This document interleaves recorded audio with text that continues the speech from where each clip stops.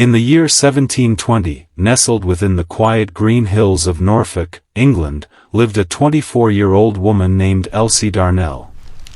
With soft curves, full cheeks, and eyes like overripe plums, Elsie had grown used to being overlooked by local suitors.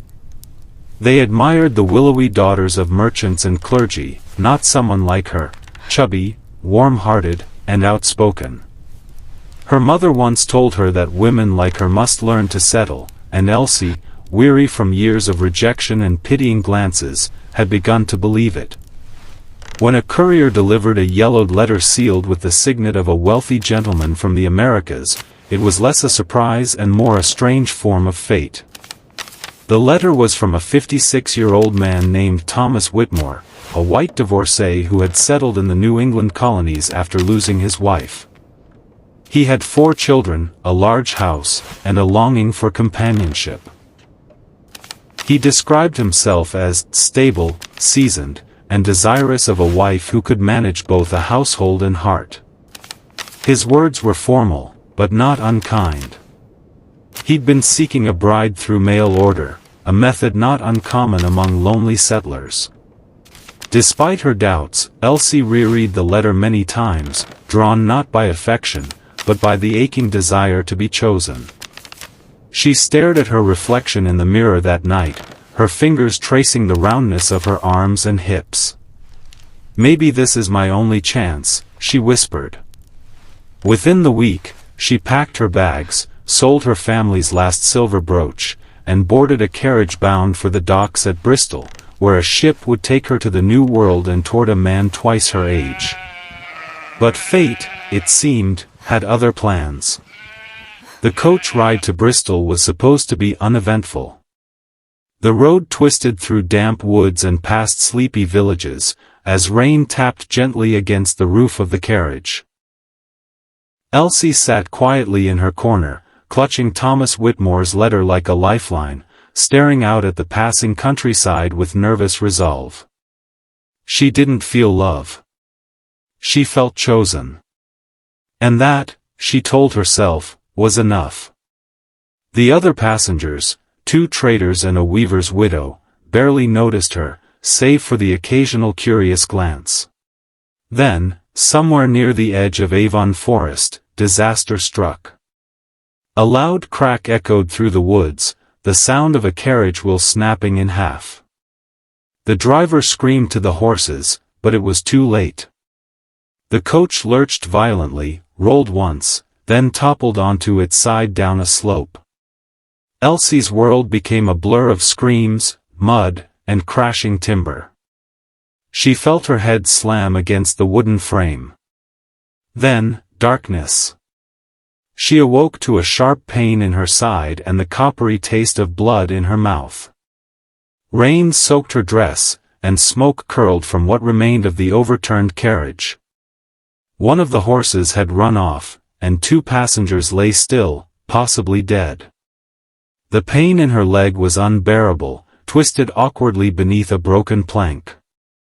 She cried out, but the forest answered only with silence. It was then that a figure emerged from the trees, a tall, broad-shouldered black man, no older than 30. His face was tense with urgency, eyes scanning for signs of life. When he reached her, he knelt swiftly and checked her pulse, his hand surprisingly gentle. "You're alive," he said with relief. "Thank God. Don't move. I'll get you out of here." Elsie blinked up at him, too weak to speak. In that moment, she had no idea that this stranger, this man who smelled of pine and sweat, was about to change the course of her life. Elsie drifted in and out of consciousness as the stranger lifted her with careful strength and carried her through the dripping forest. Every movement sent pain rippling through her leg, but his voice, low and calming, helped anchor her to the present. "Almost there," he murmured, as if reassuring himself as much as her. After what felt like hours, they reached a small clearing where a modest wooden cabin stood among the trees, smoke curling gently from its chimney. Inside, the warmth was immediate. The man laid her gently on a straw-filled cot, covering her with a woolen blanket. He introduced himself as Josiah, an herbalist and laborer who lived alone on the edge of the forest. His parents had once been indentured servants, and he had built this home with his own hands after earning his freedom. "I find peace in the trees," he told her while grinding herbs by candlelight, "but I didn't expect to find you." Over the next few days, Josiah tended to her with remarkable care. He splinted her leg, fed her broth from wild roots and river fish, and changed her bandages with a tenderness that surprised her. Elsie, weak and bruised, watched him from her cot, how his muscles flexed under the weight of firewood, how he hummed softly when he cooked, how his eyes softened when they met hers. He never asked her why she was traveling or what had driven her into the wilderness. Instead, he offered her a space where her body was not judged, and her silence was not questioned. As her strength slowly returned, so did her guilt. Each day brought her closer to being able to walk again. Closer to continuing her journey to Thomas Whitmore. But something was changing. Josiah's kindness stirred emotions she had long buried, and her heart began to whisper questions she wasn't ready to answer. A week passed, and Elsie's body began to heal faster than her heart could make sense of. She could now sit up by herself, eat without help, and lean gently on a cane Josiah had carved for her. With each passing day, she found herself watching him more intently, how he smiled with just the corner of his mouth, how he listened to the rustle of trees like they spoke to him, how he treated her with a quiet reverence she had never known. But the letter was still there. Folded in her satchel, still stained with a bit of dried blood from the crash, the letter from Thomas Whitmore tugged at her conscience. She'd reread it one morning by the fire while Josiah was out gathering herbs. His words were polite, measured, promising safety, shelter, and acceptance. But they lacked passion. There was no warmth in the ink. Only the echo of duty. That night, Josiah found her sitting on the porch, wrapped in a blanket, staring at the moon. "You're almost strong enough to travel again," he said gently, his voice hesitant. "Back to, wherever it is you're headed." He paused, then added, "Do you want to go?" Elsie hesitated. I have to. He's expecting me." "Does he know you?" Josiah asked. "Truly know you? Like how you close your eyes when you laugh? Or how you hum when you think no one's listening?" Elsie swallowed hard, heart caught between what was safe and what was real. No one had ever spoken to her like that. No one had ever seen her. "I was chosen," she whispered. "It may not be love, but at least I won't be alone." Josiah looked away, jaw tight. "But maybe," he said, almost too softly to hear, "you were found." Rain fell hard that night, hammering the wooden roof like 1,000 drumming fingers.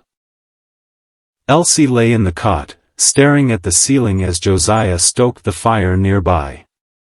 The warmth of the room didn't touch the confusion brewing inside her. She knew she should be grateful. After all, Josiah had saved her life. But gratitude had started to curl into something else, something dangerous, something sacred. And she could feel it in every heartbeat when he entered the room. That evening, Josiah brought her a bowl of vegetable stew and sat at the edge of her cot, closer than usual. His gaze was unsteady, as though he were searching her eyes for permission to speak a truth he'd been holding back. "You know," he began, carefully placing the bowl on a small crate beside her, "my ma used to say that sometimes, storms don't come to destroy but to change your direction." Elsie studied him. "And what do you think this storm is doing to me?" He chuckled low, his voice gravel and honey. "I think it brought you to where you belong." Silence settled between them, but it was thick with emotion. Josiah reached forward, gently taking her hand. "Elsie, I've lived a quiet life. I've known pain, seen how people can turn love into a tool or a weapon. But these weeks with you, they've been different. You make my home feel full. My heart too." Her breath caught. No one had spoken of her like that. Not as a burden, not as a backup plan, but as someone wanted, truly, deeply wanted. But she pulled her hand away, blinking back tears. "Don't make this harder than it already is, Josiah." He nodded slowly, hurt flickering in his eyes. "Then I'll be quiet. But I won't pretend I haven't seen something worth holding on to." The next morning, Elsie woke early. Her leg still ached, but it no longer bound her. She moved about slowly, gathering her things, her satchel, her shoes, the water-stained letter, and the simple, handmade dress Josiah had given her. It was nothing like the gown she had imagined wearing to meet Thomas Whitmore. No lace, no corset, no luxury. Just soft blue linen stitched with care. She had caught Josiah working on it one evening by lantern light, pretending it was for trade. But she knew better. As she slipped it on, something shifted in her chest. It fit her, not just in shape, but in spirit. Josiah was outside chopping wood when she stepped onto the porch. The morning light bathed him in gold. He paused when he saw her, axe frozen mid-air. Their eyes locked. For a moment, everything stood still. "I'll be leaving tomorrow," she said quietly. His jaw tensed, but he nodded. "I figured. I owe him a response," she added, looking down at the dress. "And I owe myself closure." Josiah leaned the axe against the wall, stepping closer. "And if you get there and realize all he offered was a title, a house, and cold hands? What then?" "I'll have made peace with my choice," she replied. "And maybe that will help me see what was real all along." Josiah stared at her, then reached into his pocket and pressed a small wooden carving into her palm. A heart, worn smooth from handling. "Then take this with you," he said. "Not as a gift. As a truth. You were never hard to love, Elsie. You were just never seen properly. But I saw you."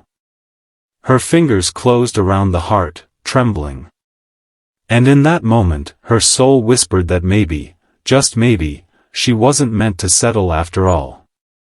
The docks were cold, bustling with men hauling crates, the scent of fish and saltwater clinging to the air. Elsie leaned on her cane as she stepped off the small trade wagon that had brought her from Josiah's cabin to Bristol. Her heart thudded with each echo of her footsteps on the wooden planks. She wore the blue dress. She had tied her curls into a loose bun and kept Josiah's wooden heart close against her chest, hidden beneath the fabric. She had written no letter ahead, only arrived, as the original mail had instructed. The house on the hill near the harbor stood tall and proper. When she knocked, a maid opened the door and glanced her up and down with an expression of mild surprise. Moments later, Thomas Whitmore entered the room. He was precisely as described, tall, balding, with a white beard and eyes too tired to carry warmth. He studied her for a long moment, neither smiling nor frowning. "You're her?" "I am," Elsie answered, her voice clear. He offered tea. They sat. He spoke of his home, his children, the way his last wife was cold and how he longed for steadiness. He didn't ask about her passions, her thoughts, or the journey she had survived. When she mentioned the accident, he gave a passing nod. When she spoke of healing, his gaze drifted to the clock. And in that still room, with a cup of lukewarm tea and a man who saw her as a function, not a flame, Elsie knew. The void in her chest didn't shrink, it grew. "Mr. Whitmore," she said after a long silence, setting her cup down. "You are not a cruel man. But I am not what you need. And you are not what I deserve." She rose slowly, heart racing but firm. "Thank you for the offer. But I've already been chosen." The road back to the forest felt different, less like a retreat and more like a return. The skies were clearer now, birds sailing above as if they, too, rejoiced in her decision. Elsie sat in the wagon, the wind brushing against her cheeks as her fingers clutched the small wooden heart Josiah had carved. She ran her thumb over its curves, worn smooth by time and meaning. Her thoughts wandered to the look on his face when she'd left, quiet sorrow mixed with restraint. He hadn't begged. He hadn't tried to change her mind. He had only offered truth, and trusted her to find her way back. The wagon pulled to a stop at the edge of the forest path. She climbed down slowly, favoring her healing leg, and made her way toward the cabin. The smoke from his chimney curled in the distance, just like before.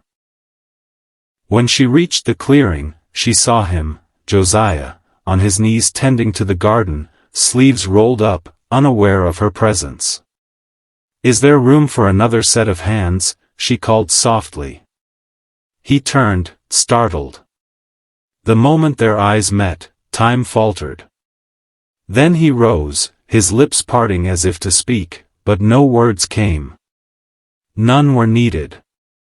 "I met him," she said, stepping closer. "He was kind. But he didn't see me. Not like you did." Josiah's gaze grew wet, and he stepped forward, placing a firm hand over hers. "I didn't know if you'd come back. I had to see what love looked like when it wasn't bound by duty or desperation," she whispered. "And now I know. It looks like you." He smiled, and this time, it reached his soul. He pulled her close, their foreheads touching beneath the open sky. And in the quiet clearing of a forgotten forest, Elsie chose love, not the kind she thought she deserved, but the kind that had waited patiently, believing she was always worthy.